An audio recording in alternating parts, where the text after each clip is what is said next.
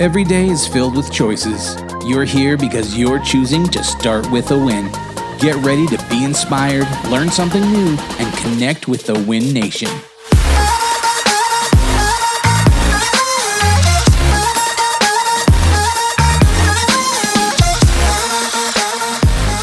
Coming to you from Denver, Colorado, Adam Contos, CEO of RE/MAX with Start With a Win. Looking across the virtual studio, I see producer Mark. How you doing, buddy? Yeah, that's right. I'm here. I'm doing so good. I love this episode. So we're starting a great month about great women, aren't we? That's right. Yeah. Oh, yeah. We're still, I mean, what I love, we've had Dave Liniger on in the past, and he's always talked about how, that women were kind of,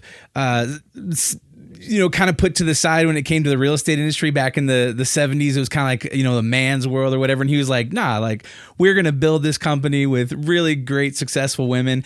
And I love that that's kind of like the history of RE/MAX, Dave and Gail Liniger as founders of RE/MAX. And so it's cool that this month we're going to talk to all sorts of awesome women who are successful in different spaces and industries. And so I'm glad that Angelica's here to kick it off. We're super excited to have Angelica Olmsted on today. Welcome, Angelica. Thank you. That was quite an introduction. Oh my gosh, I'm blushing over here. Let's talk about you and how you build success in your life and kind of what's on your mind. So first of all, talk to us about your transition from building real estate tech to using that tech now as a customer of the product and selling real estate. Tell us a little bit about how do you make big transitions like that in life? I think especially when I made the move over to becoming a full-time real estate agent, I was overwhelmed like every other agent is. I think you start and you have an idea of what you're going to do. And that's that even coming from the technology side and being involved in real estate, it was very different than I anticipated. And I a lot of agents I was really overwhelmed. I didn't know where to start. I'd spent 9 years telling people where to start and I didn't know where to start. So I think I had to kind of take a step back and figure out, how do I get started in my business? What do I need to do? And set little goals for myself, because it's really easy to get overwhelmed with everything that needs to be done.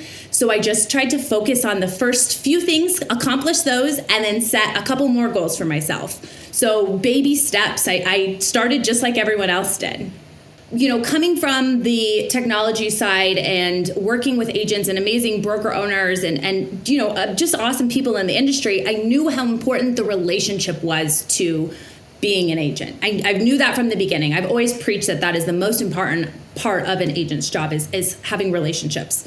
And so I knew that my focus needed to be on my sphere, the people that I knew. I needed to lean on those people. And so I spent a lot of time really nurturing that, reaching out to everyone I knew, letting them know I was making the transition, letting them know I was available to help them if they needed, assistance in anything buying or selling, if they needed vendors. And I really leaned on the people I knew, and it worked for me. I think I was very fortunate to have amazing people in my life that would trust me with the real estate transaction early in the game.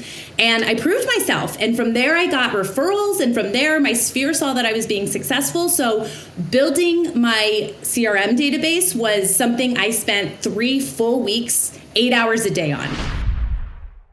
You went on to talk about, then they start noticing you on social media and the campaigns. You use the word campaigns.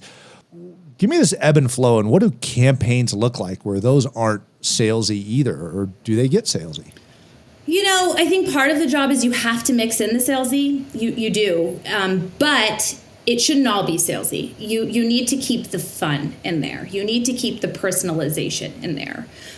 So on social media, I don't have a formula that I follow. I try to post some fun things every day, and I try to post some real estate related things every day. And sometimes those real estate things can be fun. There's a lot of really cute memes out there talking about how avocados last longer than a well-priced home. That resonates with people. People understand that whether they understand real estate or not. So, a piece of advice that someone on my team gave me that I still think is one of the best pieces of advice I've ever received in real estate was never close out a contact in your CRM without adding a task, your next action to do. And sometimes that's easier than others. Sometimes that's, hey, I found out that they are also a runner and there's a big race coming up. I can follow up with them in next month when they do the race. Sometimes I have to get really creative on what that follow-up looks like. But I always try to do that because it always gives me my next touch point. I'm never falling out of sync with those people. I always have something to follow up with. That right there, listeners, if you wrote one thing down during this, don't crash your car if you're listening to us trying to type there, pull over and write this down. But don't close out your CRM without adding a task for that person. Because so many people just spend this time, they go on their phone and they flip through their contacts and call people, hey, how's it going? Oh, just checking in. All right, on to the next one. But it's very strategic how you're handling your, growing your business. So I wanted to ask you then, what advice do you have? And I think you've probably given it already, but what advice do you have for them to go and pick up the pieces of their business and start going again hard to make results? Baby steps. Set baby steps and goals for yourself. I still do this with my CRM. So right now, my current baby step is to have birthdays for every single one of my contact records. That is a huge feat. I have over 400 people in my CRM, and I'm not going to get that done in one evening or one day or 1 week or 1 month. So I have all the alphabet written down on a piece of paper, and every week I complete 2 letters. And that is still enough for me. That, some of those J's are long. There are a lot of people with J's. D's are very long as well. But it's for me, that's a small, tangible goal that I can fit into my weekly schedule that makes a big impact. Because if I complete that for the full year, now every single one of my contact records has a birthday, and every new person, I'll just make sure I include it as well. So those are 400 touch points. And every Monday, I sit down and I write birthday cards for all of my CRM. I handwrite birthday cards and I send a lottery ticket. And I get great feedback. People love it. It's personal. It's fun. Everyone loves to get snail mail. So why not? And I look forward to people's birthdays. It's fun to celebrate birthdays. So why not? That's my advice is baby steps. What are those small things that you can do to make your business better? And it's okay if that's a small task. It's better than no task.